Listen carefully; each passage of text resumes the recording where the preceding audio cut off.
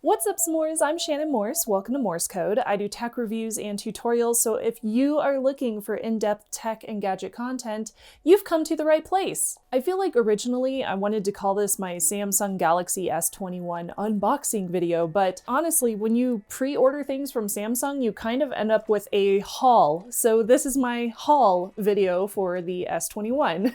So I'm going to be unboxing each of these different components that I received with my pre-order of the S21 128 gig, which I actually got delivered today, so I haven't even really touched it yet. So I'm very excited to see this phone in person.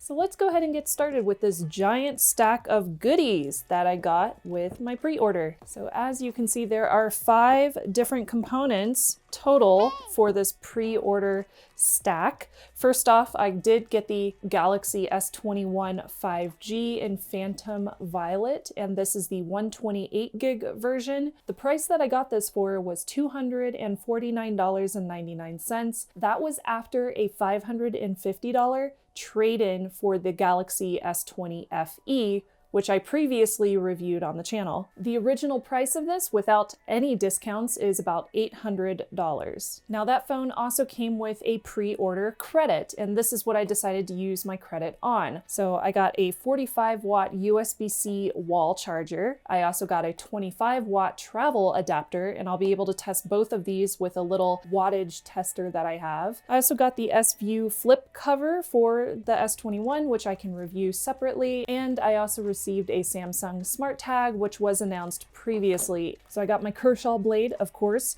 This is supposed to be a pretty small device that you can just use the little loophole on to stick it onto your keychain or your backpack or put it in your luggage. It pretty much works just like a tile, but it works with Samsung devices. So I will show you what it looks like in person. Of course, I'm going to test this separately, so we will actually be able to test it, see how far the range is, and see if it actually works. So here's what the Smart Tag looks like. There is a little number on the back of it, so I'm going to cover that up with my hand, just in case it's a unique identifier of any kind. But it's a matte black. It has a Galaxy branding on the front of it, and it's a kind of like a little square. So very, very simplistic, very thin, and very lightweight. So I think that would be very easy to add on to your keychain, for example. This one is the 25-watt super fast wall adapter. Now, apparently this one does use USB power delivery as a standard, and it's 25-watt charging, so it should work with quite quick charging for all of your Samsung devices. There's no packaging inside of here. That doesn't seem very environmentally friendly to have such a huge box, especially if you don't have any kind of protective packaging and it's just like tossing around in there. I don't know, that's a little weird, but you can recycle this box, so I guess that part's good. But here you go, it's USB-C. Nothing really exciting there. It does have the super fast charging branding on the front of it. Next, we got the 45-watt super fast wall charger with USB-C to USB-C cable. This one also has power delivery, 45-watt charging, and it does include the cable. However, it does not tell you how long that cable is. Okay, let's see if this one has packaging on the inside of it. Not really. This one just comes in a little bag, and that's it. All right, so here's our USB-C cable. So it is USB-C to USB-C on both ends. It looks like it's about 4 feet or so. I would say maybe 3 or 4 feet, so not very long at all. But it is a nice thick cable. There is no braided cord or anything like that, so hopefully it's somewhat durable. Then we have the actual 45-watt adapter on the front of it. It does say super fast charging. Now this one also says super fast charging, but this one is 25 watt. It weighs almost nothing, and this one is 45 watt, and you can tell automatically that the 45-watt charger is definitely much bigger. So would you want to stick this in your backpack? Maybe not. Maybe you will just want to leave it at home in your office space or something like that. But they are both USB-C, so you can use them interchangeably. Next, we have the S-View flip cover, which I decided to get in this Phantom Violet, pretty violet color. There's a bunch of packaging inside of here, but it does give you kind of a little guide as far as how you can put this on your phone if you've never used an S flip cover on your Galaxy phone. So the back is the same color as the front.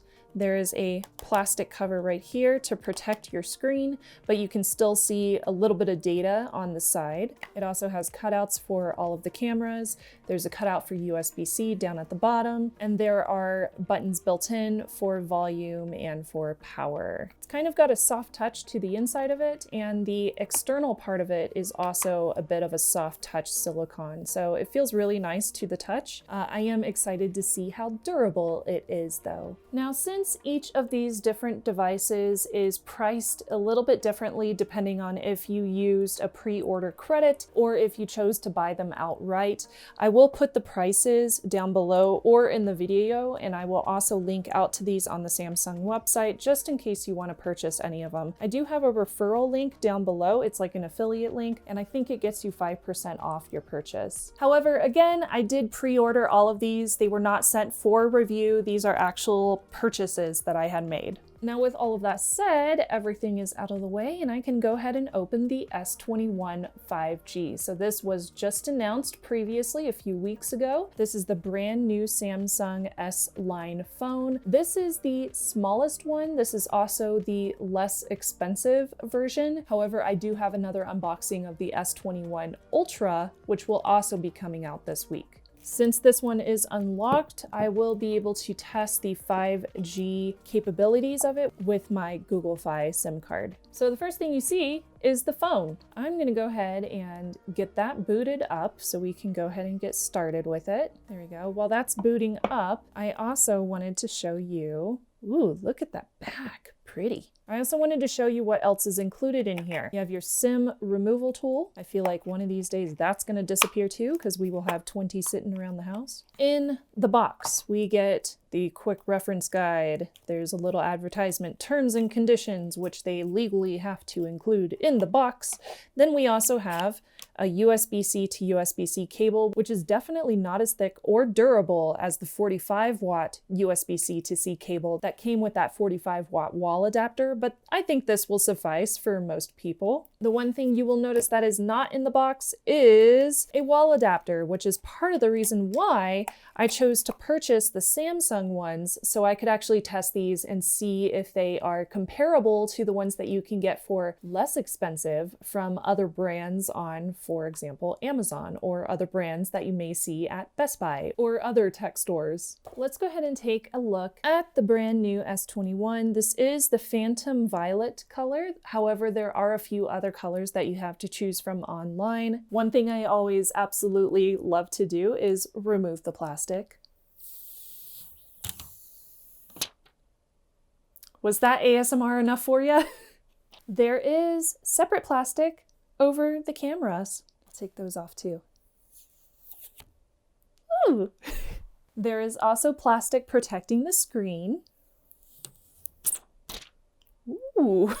And now we can actually take a nice intimate look at the brand new S21 Phantom Violet 128 gig unlocked. Now, a few things that I did want to mention with the color. The color is definitely muted compared to the S20 FE that I received a few months ago, and I also reviewed. This is a much more muted color. It's a little bit darker of a lavender color. However, you still get this really pretty like aura effect with a little bit of pink and a little bit of a clear color right when it hits light. So you get some blues in there, definitely some pinks, very sunsetty colors, so very, very pretty. It is matte. You do see a few little fingerprints on there from the oils on my hands. As far as the lenses go, I do like this different color that they went with for the lenses. It kind of gives you a utilitarian look, but with very pretty colors. So these are more of like a rose gold, and they are extremely shiny, as you can see. There's a little bit of a sticker over on this side, so I'll have to remove that as well. They are a lot smoother though. If you run your fingers across there, there's not a lot of a difference as far as height goes between the actual lenses and the casing around them. That rose gold finish is more of a matte color on the back as opposed to the edges and the sides. You do have your slot at the bottom for your SIM card right next to the USB-C and one of the speakers. And this edge kind of blends into the lenses on the back. That's pretty cool. Now, one thing that I immediately noticed with the screen is there's a very, very, very slight curvature at the edges. It's not a major curve. It's still pretty flat until the bevel begins on the sides.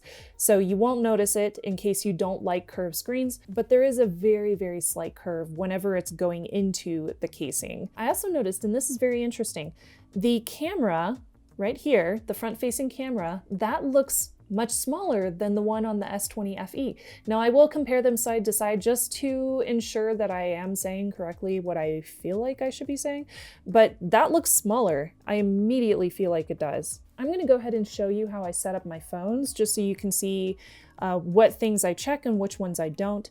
So in this case, I don't choose all of the above. I actually uncheck sending of diagnostic data. I choose to do that optionally if I need to, which I generally don't. With any Wi-Fi network, I generally just keep all the advanced settings in place as they already are checked. And I also set auto reconnect for any of my home devices. However, I never set that for any external Wi-Fi networks that I am choosing to connect to. I am going to choose to copy my apps and data later, as well as connecting this to my review account. So I will do all of that at a later time.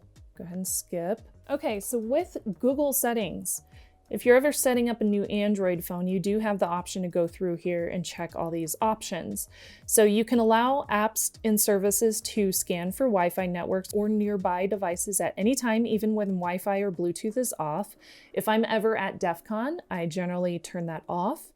That is the safest bet for me. For location, allow apps and services with location permission to use your device's location. I do keep that on because I use a lot of Google Maps and I do use a lot of location services. However, if you do disable that, you can always go back in the settings and re-enable it. For device maintenance, send usage and diagnostic data. That is pretty self-explanatory. I generally turn that off. Installing updates and apps, obviously that is automatically turned on. For protecting my phone, I usually turn on facial recognition or fingerprint. In this case, I'm going to set it up with a fingerprint. And because I want to do a fingerprint, it also tells me that I do have to set up a backup for a pattern pin or password. And I'm going to set that off screen. Now, once your pin is set, you can then scan your fingerprint. I'm not going to add another fingerprint right now, and then it'll get my phone ready. I'm going to skip setting up Samsung Pay and Samsung accounts right now and go ahead and finish and get into the phone itself. Hello, I'm happy to see you too. Thank you so much. It's so nice to meet you. This phone is pretty comfortable in the hand, to be honest. It's quite comfortable. What is this? Wait a minute. It's not a Samsung news column. It flips over to the Google app. I love that. Okay, so with Samsung phones, usually if you flip over to the side, it would give you Samsung specific information. And in this case, it looks like instead they chose to put in Google Assistant and Google's application. So when I sign in, I should get a whole bunch of me-specific information whenever I flip over to the side. I will, of course, cover that a lot more in detail when I do my review. The screen is pretty zippy, I like. That's great. Very smooth. Obviously, it should be with the hertz that are enabled on this phone. I'm gonna get rid of the buttons like immediately in my settings. So I will be going through settings at a later time once I start the whole review process. Let's see how the cameras look. Oh, look, you can see the glitter in the photo. That's nice.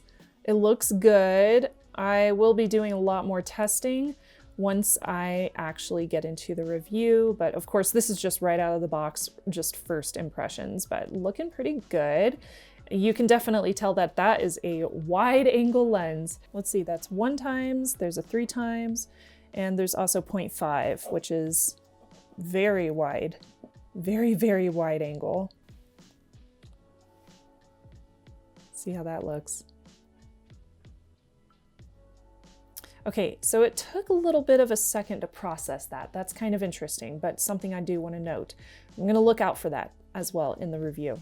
So I'm going to go ahead and end it here with my S21 first impressions of the Phantom Violet color option that you can get at this price point.